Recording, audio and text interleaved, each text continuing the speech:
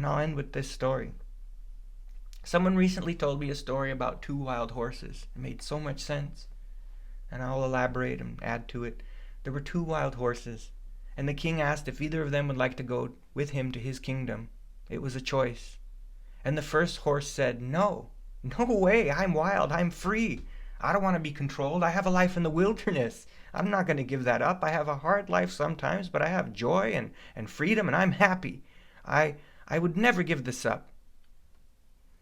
But the second horse saw that the king just looked at him, and looked at him as if he loved him and cared, and gave it a chance, and thought perhaps he would have a different life, maybe a better life. So he went with the king.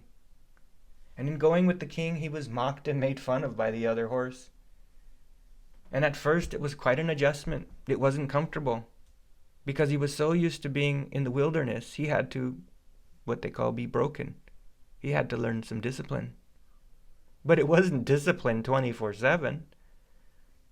Now the wild horse went about his business in the plains.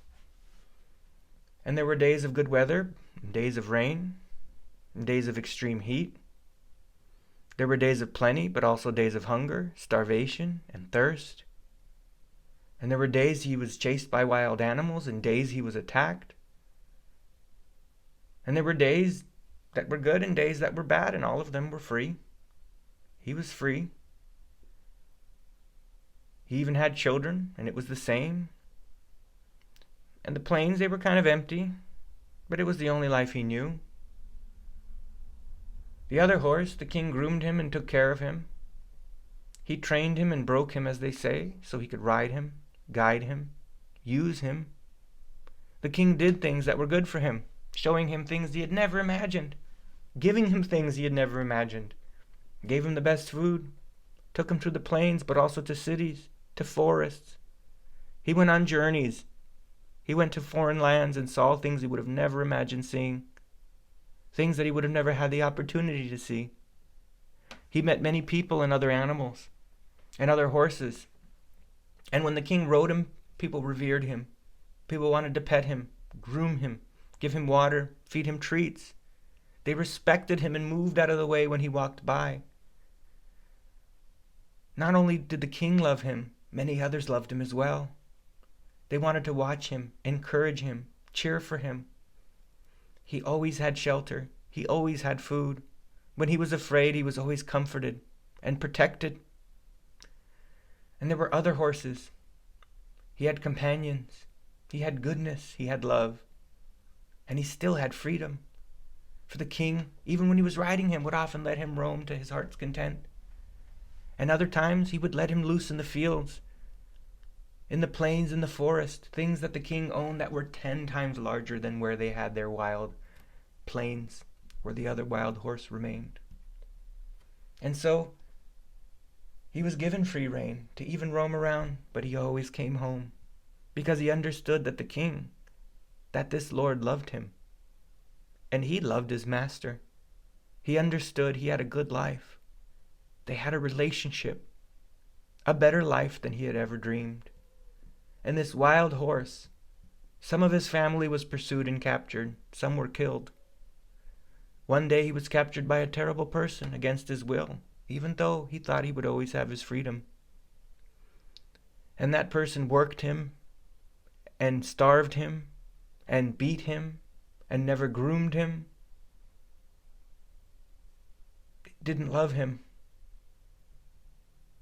Almost seemed as if this person took pleasure in his suffering, in his ability to dominate and own this horse that was once wild.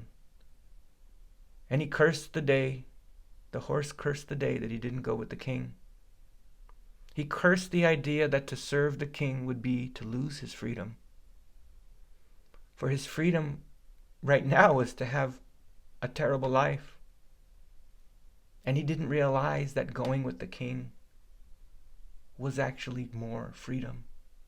Freedom to have a more fulfilling life.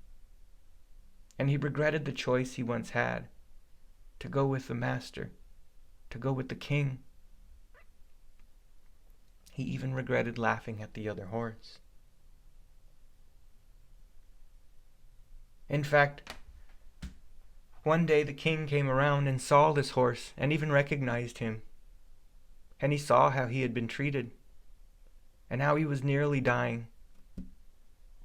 And he purchased that horse from the terrible man, giving him whatever ridiculous price he asked, because the man saw that the king was interested in this horse that wouldn't listen and that he detested. Even then, the king was willing to give that horse a better life, if only he chose to do so. It has to be your choice. We think of submitting as a negative thing. I know I did. Especially to our parents. We think it's somehow going to take away our freedom, our joy, because we for some reason think that submitting is like being broken. But in reality, we're being broken of our bad habits, of our sinful ways, of things that are actually hurting us, even if they give us a little bit of pleasure right now. Things that blind us. Things that eventually do rob us of our freedom, of our joy, of our health, of our independence. They even rob us of our choice and free will. Because when you're addicted, you lose your choice. You lose that free will. When you're suffering, you would do anything to make it stop.